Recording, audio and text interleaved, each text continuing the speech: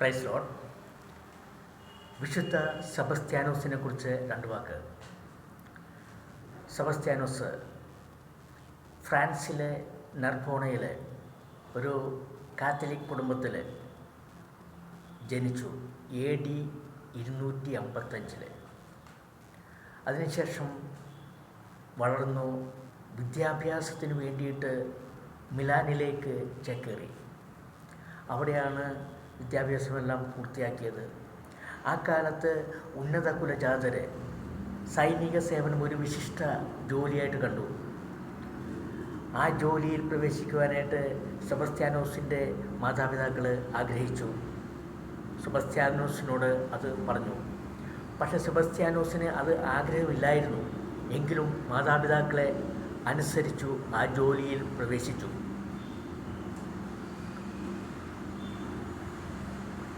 Diocletian ചക്രവർത്തി Roman സാമ്രാജ്യം ഭരിച്ചിരുന്ന കാലമായിരുന്നു അത്. അങ്ങനെ ജോലിക്കായിട്ട് റോമിലേക്ക് ചേക്കേറി. ഡയോക്ലീഷ്യൻ ചക്രവർത്തിയുടെ കീഴിലെ ജോലി ക്യാപ്റ്റനായി. ഡയോക്ലീഷ്യൻ ചക്രവർത്തിക്ക് സെബസ്ത്യാനോസിനെ നല്ല ഇഷ്ടമായിരുന്നു, താല്പര്യമായിരുന്നു.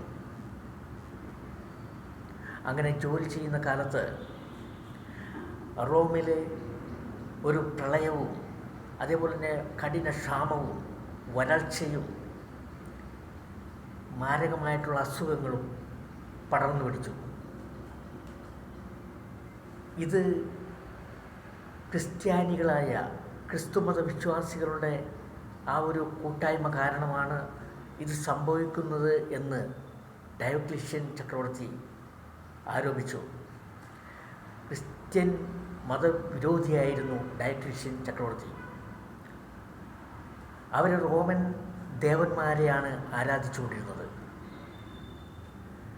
ഡയോക്ലീഷ്യൻ ചക്രവർത്തി ക്രിസ്ത്യാനികളെ കൂട്ടമായിട്ട് ഇക്കാരണത്താൽ ക്ഷാമമുള്ളതും രോഗാവസ്ഥകളുണ്ടാകുന്നതും ക്രിസ്ത്യാനികളാണ് എന്ന് പറഞ്ഞുകൊണ്ട് അവരെ നശിപ്പിച്ചു, ഒന്നടങ്കം കൊല ചെയ്തിരുന്നു. ഇത് സെബസ്ത്യാനോസിനെ വല്ലാതെ മനപ്രയാസമുണ്ടാക്കി. തൻ്റെ സഹജീവികളുടെ രക്ഷയ്ക്ക് വേണ്ടിയിട്ട് സെബസ്ത്യാനോസ് മറവിൽ പ്രവർത്തിച്ചുകൊണ്ടിരുന്നു, രക്ഷാപ്രവർത്തനം നടത്തിക്കൊണ്ടിരുന്നു. സെബസ്ത്യാനോസ് ഒരു ക്രിസ്ത്യാനിയാണെന്ന് പറഞ്ഞിരുന്നില്ലായിരുന്നു. ആ രക്ഷാപ്രവർത്തനം നടത്തി കുറേ നാൾ കഴിഞ്ഞപ്പോൾ ഡയോക്ലീഷ്യൻ ചക്രവർത്തി അറിയുകയാണ് സെബസ്ത്യാനോസ് ഒരു ക്രിസ്ത്യാനിയാണെന്ന്. ഡയോക്ലീഷ്യൻ ചക്രവർത്തിക്ക് സെബസ്ത്യാനോസിനോട് ഇഷ്ടമുണ്ടായത് കാരണം വധിച്ചില്ല. രാജ്യദ്രോഹ കുറ്റത്തിന് തടവിലാക്കി. സെബസ്ത്യാനോസ് അവിടെ നിന്നും പ്രാർത്ഥിച്ചു, ദൈവമേ, ക്രിസ്ത്യാനികളെ മോചിപ്പിക്കണമേ, ഈ ദുഷ്ട ശക്തികളെ, റോമൻ ദേവന്മാരെ ആരാധിക്കണമെന്നാണ് പറയുന്നത്. എന്നതുപോലെ തന്നെ സൈനിക സേവനത്തിലുള്ള എല്ലാ ക്രിസ്ത്യൻ പട്ടാളക്കാരും റോമൻ ദേവന്മാരെ ആരാധിച്ചു പോന്നു. സെബസ്ത്യാനോസ് അത് ചെയ്തില്ല. സെബസ്ത്യാനോസ് തുറന്നു പറഞ്ഞു, ഞാൻ ജീവിക്കുന്ന ദൈവത്തെ മാത്രമേ ആരാധിക്കുകയുള്ളൂ, യഥാർത്ഥ ദൈവത്തെ മാത്രമേ ആരാധിക്കുകയുള്ളൂ. റോമായിലുള്ള ദേവന്മാരെ ഞാൻ ആരാധിക്കില്ല. ഡയോക്ലീഷ്യൻ ചക്രവർത്തി സെബസ്ത്യാനോസിനോടുള്ള ആ ഒരു സ്നേഹത്താൽ വീണ്ടും തടവിൽ വന്നിട്ട് പറയുകയാണ്, നീ തിരിച്ചു വന്ന് റോമൻ ദേവന്മാരെ ആരാധിച്ചാൽ നിനക്ക് പഴയ സ്ഥാനങ്ങളെല്ലാം തിരിച്ചു തരാം. അതല്ല എങ്കിൽ നിന്നെ ഞാൻ ഈ തടവറയല്ല, തീക്കനലുകളുള്ള അഗ്നിയിൽ നിന്നെ നടത്തും. സെബസ്ത്യാനോസ് ചക്രവർത്തിയെ വെല്ലുവിളിച്ചു, എനിക്ക് അത് പനിനീർ പൂമെത്ത പോലെ ആയിരിക്കും, ഞാൻ ജീവിക്കുന്ന ദൈവത്തെ മാത്രമേ ആരാധിക്കുകയുള്ളൂ എന്ന് പറഞ്ഞ് വെല്ലുവിളിച്ചു.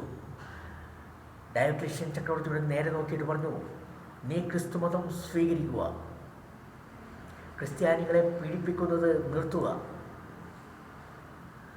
ജീവിക്കുന്ന ദൈവം നിനക്ക് ശിക്ഷ ഉറപ്പ്. ഡയോക്ലീഷ്യൻ ചക്രവർത്തി ഇത് കേട്ട് കൂടുതൽ കോപത്താൽ ജ്വലിച്ചു. ഡയോക്ലീഷ്യൻ ചക്രവർത്തി തൻ്റെ ഭടന്മാരോട്, രാജകൊട്ടാരത്തിലെ ഭടന്മാരോട്, സൈനിക സേവനത്തിലെ ഭടന്മാരോട് ആജ്ഞാപിച്ചു, അവനെ മൈതാനത്ത് നടുവിൽ ആ മരത്തിൽ കെട്ടിയിട്ട് അമ്പെയ്ത് കൊല്ലുവാൻ.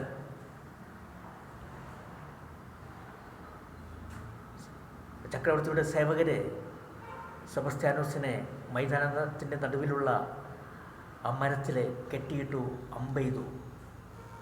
അമ്പുകൾ പലതവണ, അനേകം അമ്പുകൾ. സെബസ്ത്യാനോസ് രക്തം വാർന്ന് ബോധരഹിതനായി. അമ്പെയ്ത സേവകർ തളർന്നു. അവർ മനസ്സിലാക്കി മരിച്ചു കാണുമെന്ന്. പക്ഷേ മരിച്ചിട്ടുണ്ടായിരുന്നില്ല. അവർ തെറ്റിദ്ധരിച്ച് സെബസ്ത്യാനോസിൻ്റെ ശരീരം വിട്ട് അവർ പോയി. ഈ സമയത്ത് ദൈവവിളിയൊന്ന് ഓണം. അതിലെ ഒരു വിധവ കടന്നു വരികയാണ്, ഐറിൻ എന്ന വിധവ. ആ വിധവ സെബസ്ത്യാനോസിനെ കണ്ടതോടുകൂടി വേഗം വന്ന് തൊട്ടൊക്കെ നോക്കിയപ്പോൾ ജീവനുണ്ടെന്ന് മനസ്സിലായി. വേഗം തന്നെ തൻ്റെ സഹപ്രവർത്തകരെ വിളിച്ചിട്ട് മരത്തിൽ നിന്ന് കെട്ടഴിച്ച് നേരെ ഐറിൻ്റെ ഭവനത്തിലേക്ക് കൊണ്ടുപോയി. കുറച്ച് നാളുകൾക്ക് ശേഷം അസുഖമെല്ലാം ഭേദമായി സെബസ്ത്യാനോസ് ജീവിതത്തിലേക്ക് തിരിച്ചു കിടക്കുകയാണ്. അവന് അമ്പുകൊണ്ടുണ്ടായ ആ മുറിവുകളും ക്ഷതങ്ങളും എല്ലാം അനേകം അമ്പുകളായിരുന്നു.